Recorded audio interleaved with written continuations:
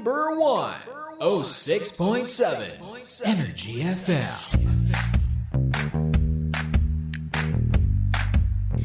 Hello! Welcome back, everybody! O ano, nakatulog ka ba sa mga natin? Sa mga kanta nating magaganda? O umiyak ka ba dyan? O kaya naman nakapag-isip-isip ka na ba na, naku, na miss ko na siya. Kailangan ko pala siya ngayon. Oo. Anyways, live na po tayo ngayon on Facebook.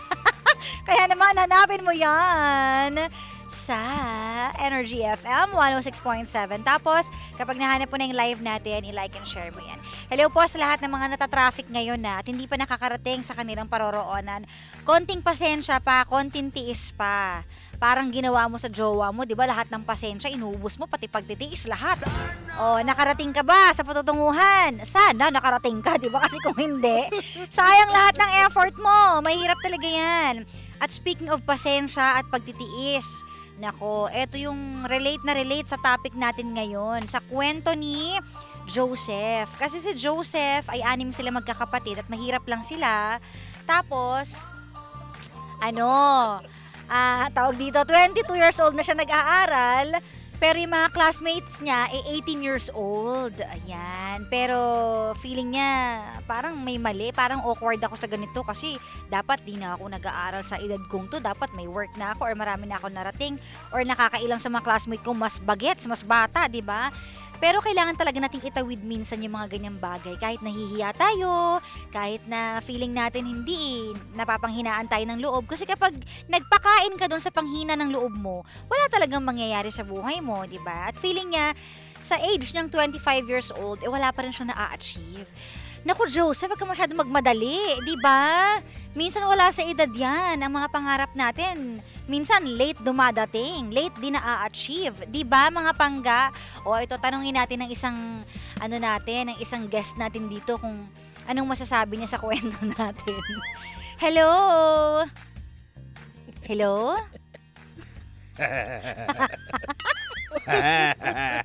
Handito na naman ako. Manggugulo. Sinusulit na kasi natin. Oo. Ang presence mo. Anyways.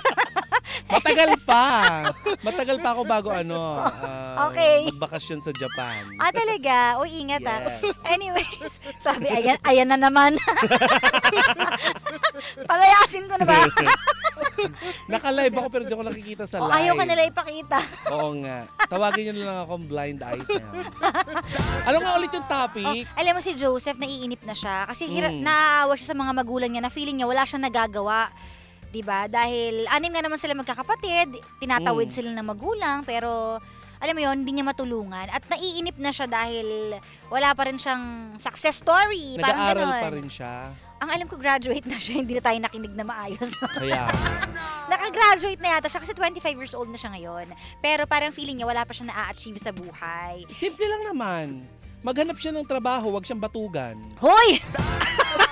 Meron nga siyang work sa hotel. Sa hotel. Pero Meron- hindi sapat yung kinikita niya. Parang feeling niya hindi pa yun enough. So, ikaw ba na-experience mo dati sa buhay na parang bakit ganun ang tagal-tagal, ang tagal ma-achieve Lahat mga bagay na gusto ko? Lahat naman tayo. Huwag na tayong magkunwari, 'di ba?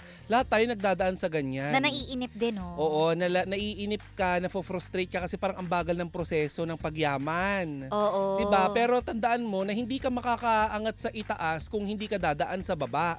Correct. Walang, 'di ba? Hindi ka naman ibon o kaya ulap na bigla na lang mahuhulog, 'di ba? Yung hulog ka nga ng langit, nauna naman yung mukha mo, kaya ang tsaka. 'Di ba? Hindi lahat ng bagay inadadaan sa mabilisan na proseso. Sa bagay. May proseso 'yan. Kung naiinip ka at gusto mong matulungan yung pamilya mo, ano ba naman yung maghugas ka ng plato? Ginagawa naman niya. Siguro, Paano mo nalaman? chinat ako. Oh, sige. Ayun, yung mga maitutulong mo, 'di ba? Kung hindi ka makatulong ng bonggang-bongga financially sa Baby magulang steps, mo. oo.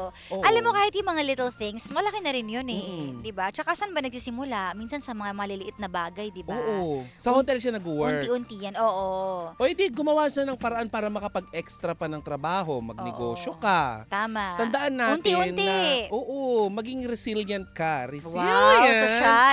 Nagiging Diba? social ka na ngayon, Mm. Kanino ka nahahawa? That's from Lindsay Moa. Lindsay mo, tatlo. The English major. English major. Ayun. Oo. Yung mga words of wisdom ng ate mo ay naiihigop Yes. natin for today's video. Pero yun let's take it seriously. Oh, serious? Well. Kasi minsan lang tayo binigyan ng pagkakataon na maging anak.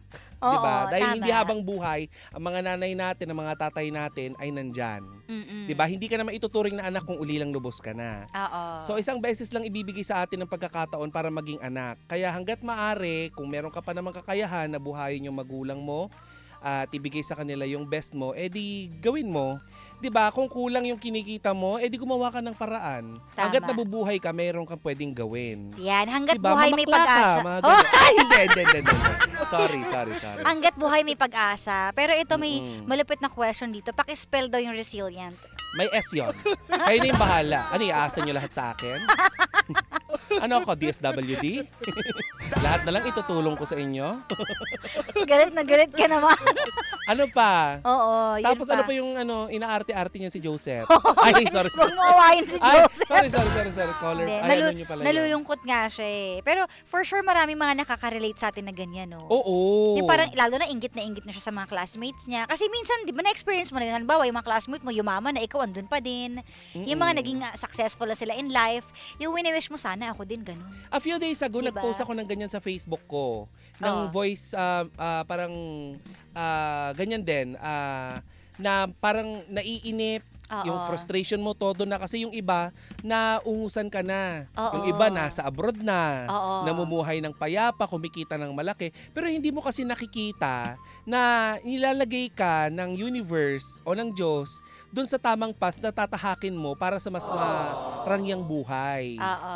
Di ba? Hindi mo lang napapansin na meron kang nakukuhang mas maganda kaysa dun sa mga tao. Di ba? Hindi lahat na may pera masaya. Totoo yan. Di ba? Oo. Hindi lahat ng naibibigay yung the best sa kanilang magulang masaya. 'Di ba? Oo. May mga iba nga naibibigay yung talagang milyon, Totoo. magandang bahay, sasakyan, karangyaan sa kanilang magulang, pero wala silang kakayahan makasama yung mga magulang nila. Tama. Kasi kailangan nila magtrabaho. Oo. Naiintindihan nyo ba? So, kanya-kanya lang din yan, di ba? Appreciate what you have. Intindihan nyo. Pero, Ay, hindi. pero alam mo, sabi dito, what if ikaw na lang ang mag-sincerely, Cora? Hindi. Para kasi, Sisirain ko lang yung show. di ba?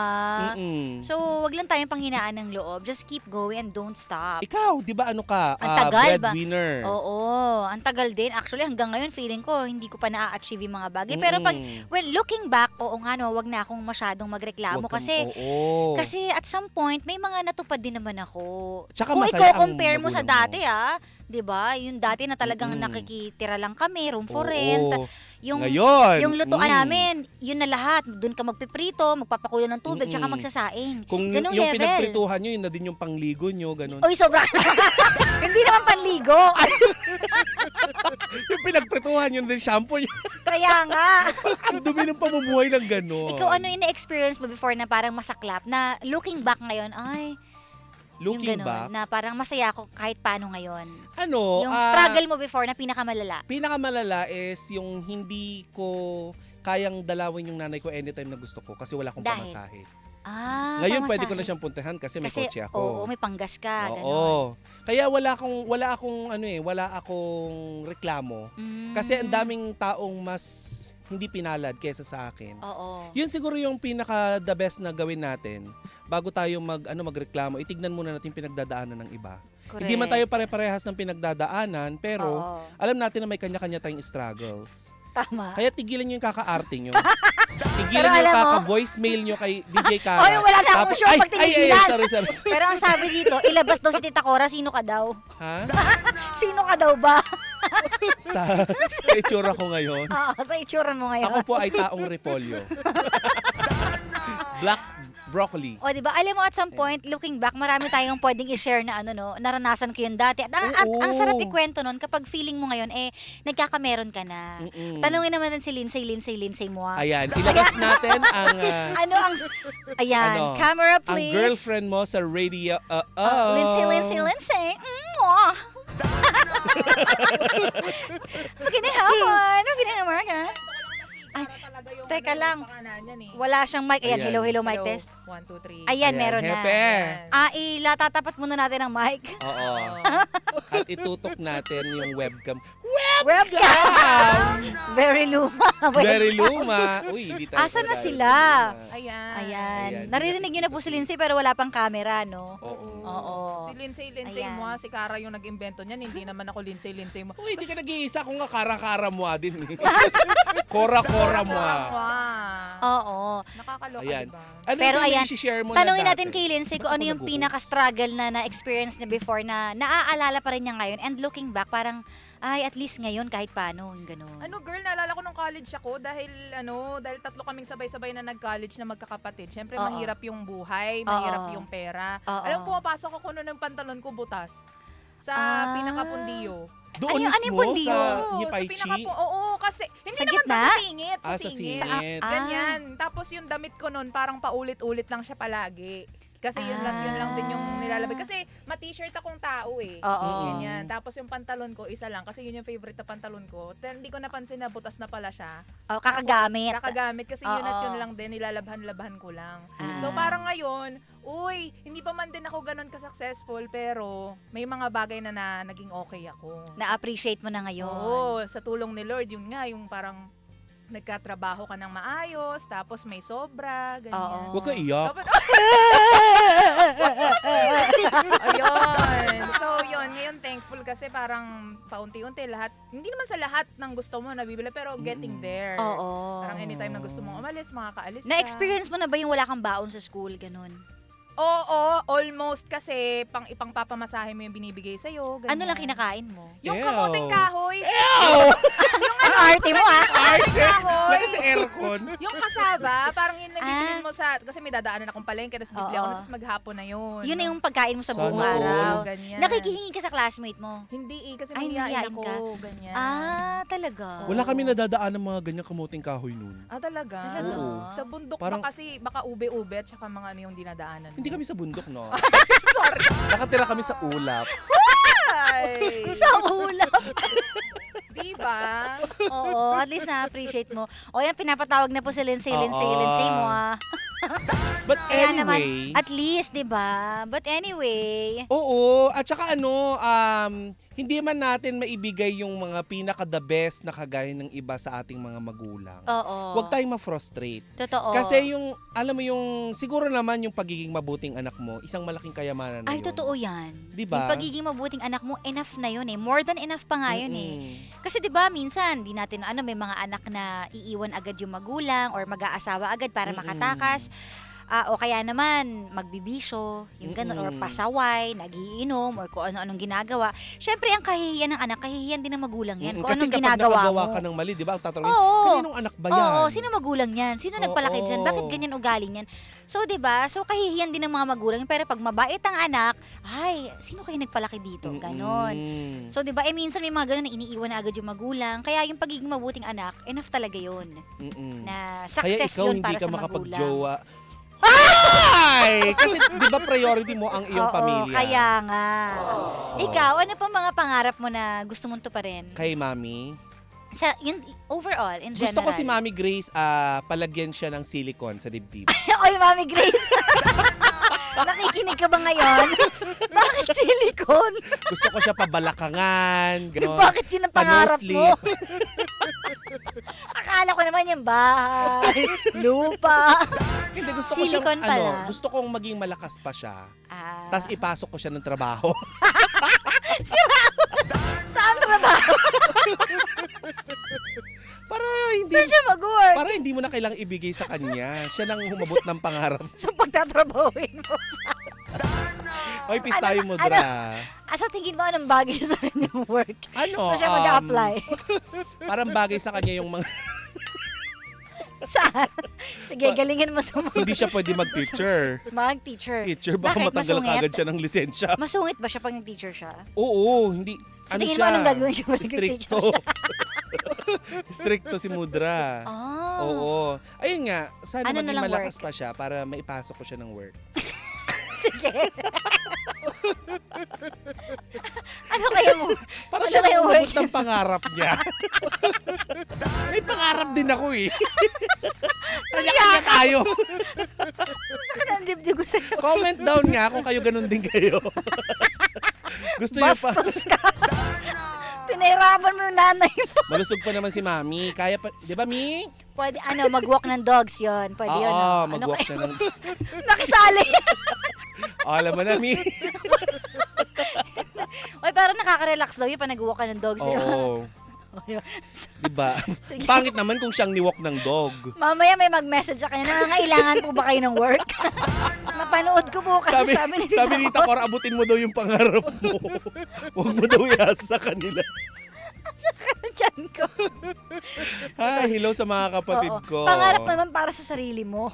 Pangarap- ayan na, sa Oo, sarili. pangarap ko sa sarili ko. Oo. Parang gusto ko rin maging malakas para maabot ko rin yung pangarap ko. Ng tokwa. Hindi, feeling ko kasi, hindi naman na kailangan obligahin tayo ng mga magulang natin para Oo. ibigay sa kanila yung best, di ba? Oo. Hindi man natin maibigay yung best, yung maabutan mo man lang maski paano yung nanay mo, Tama. di ba? Kasi masakit naman tignan na ikaw, panay ang picture mo, kain ka ng kain sa labas, panay ang Instagram mo, tapos yung nanay mo, di ba, munggo lang ang ulam. Hindi Kaya natin nilalang nga. ang munggo, pero di ba, kailangan isipin mo din maski paano yung pinagdaanan ng nanay mo nung mga bata pa. Correct. Nanonood kaya ngayon si... Mi, kung nanonood ka ngayon, abutin mo ang mga pangarap mo. So, support kita. Ano kaya may tumawag sa kanya na, good afternoon po. Nangangailangan na po kayo Nangangailangan kami ng work. tagalaga ng aso. Nirefer po kayo ni Tita Cora. Kaso alam ni na, wala tayong ibang pantawag Oo eh. nga eh. Parang call sa... Basta Mi, maging malakas ka. Marami Yan. pa kaming ibibigay sa'yo Okay. na trabaho. Ano naman ang pangarap mo para kay Papa Jackson? O yan, sa yung kuya. Ano? Pangarap ko? Magpakasal kayo. Magkaroon kayo ng masayang pamilya. Oh, tinatanong mo ako, di ba? Oh, Okay. ba't ka namula? Hindi ako naman mula, tatawa ko. Hindi nga. Gusto ko siya magkaroon ng siyempre asawa. Lulu, kinikilig si ko. Anak, ayan. Masayang Gusto mo pa pamilya. siya magkaanak? Oo, bakit naman hindi kaya pa niyan? Kaya mo yan, bro. So gusto mo pa mag-alaga ng sanggol? Ba't ako? Anong klase kang ina? Bakit ako? Pinasa-pasa. Gusto ko siya siyempre magkaroon ng sarili niyang pamilya. Okay. Siyempre si Chloe, pagdating ng araw, siyempre magkakaroon na rin ng pamilya. So parang feeling mo Kailangan maiiwan niya na din siya. na So mag-aalaga sa kanya. kailangan niya ng ano. Kaya, go girl. You can do it. Go girl. Ay nako, anyways, ma-overtime na naman tayo. Kaya nga, girl. Napapasarap ang ating kwentuhan. Ayan. O, wag lang kayong sumuko sa mga pangarap nyo. Oo. Yan. Tuloy-tuloy rin yan. Kahit pinanghihinaan na, kahit feeling mo wala na talagang pag-asa. Meron at meron at meron yan. Okay lang Diba? magkaalipunga kakatayo sa mall dahil mga promodizer tayo. Kasi alam mo ba, DJ Kara, Ano? nanggaling din ako sa ganyan. Talaga? Nag-promodizer din ako. Kaya, di ba, lahat ng mga trabaho maski papaano ay napagdaanan ko. Kaya alam ko yung hirap ng pinagpapaguran ng pera. Ang hirap pag buong araw ka nakatayo, no? Oo. Alam mo, pinagdaanan ko yan kasi nung nagmo-modeling pa ako sa mga car shows. Masyala naman. So, syempre, Habang ako nagtitinda those ako are- ng cover ng O sasakyan. hindi, akala mo Ikaw madali modeling? yun. Mahirap yun kasi buong Ilang araw. oras?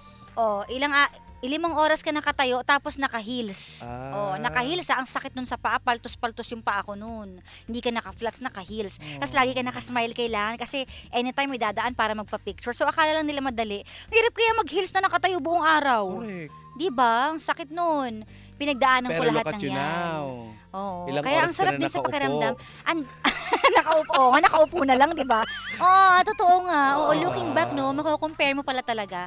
Ang dami ko ring trabaho na nag-struggle din talaga ako. At saka tignan mo na As lang, kung in. dati ilang oras ka nakatayo, ngayon ilang oras na lang sa ilang oras na lang sa ginagawa mo sa isang araw Saglit ang nakatayo ka. Oo, Lagi lagi ka nakaupo. Oo. Ah! Tapos meron pang experience ako na nagbabanda pa ako, magkano lang sweldo ng banda. Lalo na pag baguhan ka, 'di ba? Syempre maliit 'yan, tapos palaki ng palaki. Magsa-start yan sa 250, magiging 300, 350. Minsan gutom ka pa. Pinakamalaki na yung 500, 600, 700 kapag sobrang tagal mo na, ganun. Kukommute ka pa. Oo, di pa masahe mo lang yung 250, ubus na yun. Ano pang kakainin mo doon? Noodles lang kinakain namin lagi or itlog, ganyan. Para lang pagkasyahin sa araw-araw. Naalala ko noon talagang sumugod pa kami sa baha ng mama ko. Buntis siya noon doon sa kapatid ko kay Jella. Oo, talaga naglalakad kami sa baha. Eh, syempre kailangan may pambili ng diaper, gatas, yung kapatid ko. Tapos nakikita na lang kami noon. Oo, di ba? Ang Kaya hirap. naman. Kaya naman ngayon at least Binibigay mo may lahat. farm na, di ba? O, sumobra namang laki ng lupa. Oo. Dati talagang walang kahit katiting na lupa, ngayon naman ayun. Kaya yung mga ganyan, sobrang tagal din bago ko na-experience. Ang dami-dami ko pinagdaanan. Biruin mo at the age of 12, di Ay, ba? nag-work ka na? Oo. Anong gawa mo na? Nagda-dubbing. Tapos, after dubbing, nung mga 14, 15, nagbabanda na. Work talagang puyatan. Kaya tuloy-tuloy, never ako tumigil sa pag-work. Same mo din yung Di isa. ba? Ganun din. Ha? Sino? Work din siya. Si... Ganun din, maaga din nag-work yun. talaga. Nagtitinda nga daw siya ng buko ba yun? Ice buko? Ice buko. Oo. Bata din. So yun. Anyways. Career-oriented. Kaya Ayan, go lang very ng good. go. Kasi you'll never know eh. At overtime na talaga magagalit na sa atin si Huwag Papa na tayo Jackson. magpatugtog. Siya, paalam na po. Bukas na lang ulit, 12 noon to 3 p.m. Ako po makakasama nyo. Okay, maraming salamat, Tita Cora. Tignan natin kung makakasama ulit ako. Siya, maraming salamat. Bye! Bye-bye! Mag-subscribe po kayo sa YouTube namin, Energy FM 106.7. At syempre sa fanpage ko po, DJ Cara. That's DJ Space K-A-R-A. Paalam na, susunod na si Sheena at si Jimbo. Dito lang yan sa number 106.7 Energy FM. Panggawag mo sabihin radyo, sabihin mo.